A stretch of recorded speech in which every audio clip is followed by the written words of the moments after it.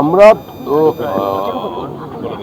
এগুলো এত ক্লিশে হয়ে গেছে, এ ধরনের প্রশ্নগুলো বা এই ধরনের বক্তব্য অত্যন্ত দুর্ভাগ্যজনক।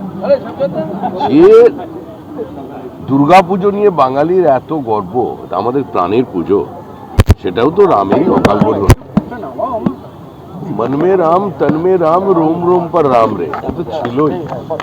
আর পশ্চিমবঙ্গে যখন বাঙালি কেউ আসেন বাইরে থেকে, বা যখন সারা দেশ থেকেই ওই যে বহিরাগত বলেন হিন্দি ভাষাভাষী মানুষরাও যখন আসেন, তো তাদের অন্যতম গন্তব্যস্থল কোথায়?